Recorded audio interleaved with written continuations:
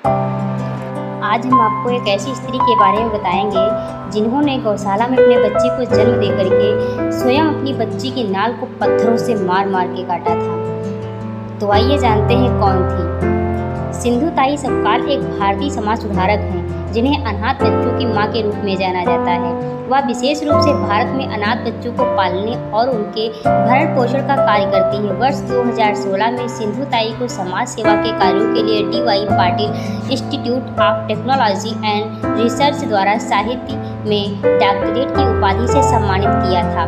पद्मश्री से सम्मानित सिंधु ताई सपकाल का 73 वर्ष की उम्र में पुणे में 4 जनवरी 2022 को दिल का दौरा पड़ने से निधन हो गया।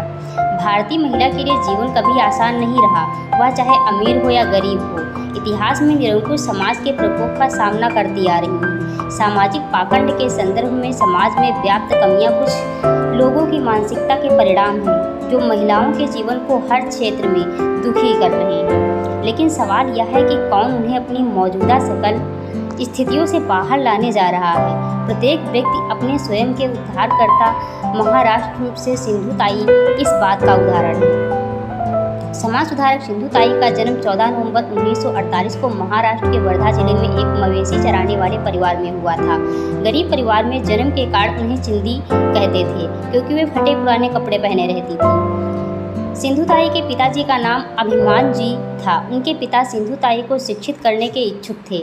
सिंधु ताई के पिता उन्हें मवेशी चराने के बहाने स्कूल भेजते थे। आर्थिक रूप से कमजोर होने के कारण अभिमान जी एक पट्टी का भी खर्च नहीं उठा सकते थे, इसलिए वह एक स्लेट के रूप में भरडी के पेड़ के पत्ते का उपयोग करते थे। गरीबी, पारिवारिक जिम्मेदारियां और बाल विवाह के कारण सिंधु ताई को शिक्षा छोड़नी पड़ी। वह सिर्फ कक्षा 4 तक पढ़ी थी। जब सिंधु ताई सिर्फ 10 साल की थी तब उनकी शादी 10 साल बड़े व्यक्ति से श्री हरि सपकाल से कर दी गई थी। उनका जीवन चुनौतियों से भरा था। बाल विवाह के चंगुल के शिकार होने के बाद भी युवा सिंधु ताई जीवन के प्रति आशावादी थी, बल्कि संवेदनशील और दुर्व्यवहार के प्रतिकार में मदद करने के लिए उनका उत्साह बढ़ गया। अपने पति के घर से बसने के बाद वह जमींदारों और वन अधिकारियों द्वारा महिलाओं के शोषण के खिलाफ खड़ी हुई। वह नहीं जानती थी कि इस लड़ाई के बाद उनका जीवन और मुश्किल हो जाएगा। जब वह 20 वर्ष की उम्र में गर्भवती हुई तो एक क्रोधित जमींदार ने बेवफाई का नाम देकर के उन्होंने कहा कि ये बच्चा इसका नहीं या तुम्हारा नहीं बल्कि किसी और का है। अफवाह फैला दी। इस अफवाह के कारण उनके पति ने उनको घर से निकाल दिया, उन्हें मारा डांटा। उसी रात सिंधु ताई बेहद निराश और हतप्रभ महसूस कर रही थी। उनकी अपनी बेटी को गौशाला में जन्म दिया और जब जन्म किया सिंधु ताई उस समय गौशाला में अकेली थी और उन्होंने जन्म के बाद अपने बच्चे का नाल पत्थरों से काट काट के स्वयं अलग किया। सिंधु ताई ने अपने ज़रूरतों को पूरा करने के लिए सड़कों और रेलवे स्टेशनों पर भीख मांगने का सहारा लिया। उसका जीवन अपनी बेटी के अस्तित्व के लिए संघर्ष से कम नहीं रहा। जीवित रहने के लिए संघर्ष की यात्रा में सिंधु ताई महाराष्ट्र के चिकरदला से आई, जहां एक बाघ संरक्षण परियोजना की गई। परिणाम स्वरूप 24 आदिवासी गांवों को खाली कराया गया। उसने असहाय आदिवासी लोगों की इस गंभीर स्थिति के खिलाफ आवाज़ उठाने का फैसला किया। उनके लगातार प्रयासों को वन मंत्री ने मान्यता दी, जिन्होंने आदिवासी ग्रामीण के लिए प्रासंगिक वैकल्पिक पुनर्वास व्यवस्था आदेश बना दिया। इन जैसी स्थितियों से सिंधु ताई को जीवन की कठोर वास्तविकताओं के जैसी गाली, गरीबी और बेघरों से परिचित कराया गया। इस समय के दौरान वह अनाथ बच्चों और असहाय महिलाओं की संख्या से घिर गईं और समाज में बस गई। सिंधु ताई इन बच्चों को गोद लिया जिनकी भूख मिटाने के लिए अथक परिश्रम किया।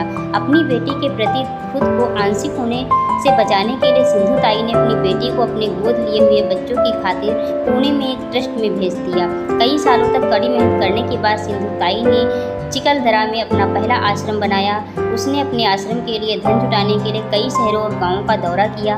अब तक उन्होंने 1200 बच्चों को गोद लिया है, जो प्यार से उन्हें माई कहकर बुलाते हैं। उनमें से कई बच्चे अभी सम्मानित प्रतिष्ठित पद पर हैं, कोई वकील है तो कोई डॉक्टर। ऐसी थी हमारी सिंधु ताई। सिंधु ताई सपकाल की जीवन गाथा आप सभी अद्भुत भाग्य और दृढ़ संकल्प के बारे में है। उसने उल्लेखनीय रूप से प्रदर्शित किया कि कैसे कठिनाइयाँ आपस में सर्वश्रेष्ठ प्रदर्शन कर सकती हैं। उन्होंने कहा है कि कठिनाइयां हमसे अच्छा भी हमारा प्रदर्शन दिखा सकती हैं। स्वतंत्र भारत में पैदा होने के बाद भी उन्होंने भारतीय समाज में मौजूद सामाजिक अत्याचारों का शिकार हो गई। अपने अनाथालयों को चलाने के लिए सिंधुताई ने पैसों के लिए कभी किसी के सामने हाथ नहीं फैलाया, बल्कि उसने सार्वजनिक मंचों पर प्रेरक भाषण दिए और समाज के वंचितों और अपेक्षित वर्गों की मदद के लिए सार्वजनिक समर्थन मांगा। अपने एक अविश्वसनीय भाषण में सिंधुताई ने अन्य लोगों को प्रेरणा प्रदान करने के लिए हर जगह अपनी कहानी प्रसारित करने के लिए जनता से अपनी इच्छा व्यक्त की। उनकी लोकप्रियता ने कभी भी उनके व्यक्तित्व पर काबू नहीं पाया। उनकी खुशी सबके बच्चों के साथ होने लगी, उनके सपनों को साकार करने और जीवन को जीवन बरसाने में बारे में आया। सिंधुताई स्वयं और अपनी बच्ची की रक्षा करने के लिए शमशान घाट में रहने लगी और भोजन के लिए क्या करती थी, चिताओं पर रोटियां पकाकर खाती थी। तो ऐसी थी सिंधुताई, जिनका जीवन आसान नहीं था।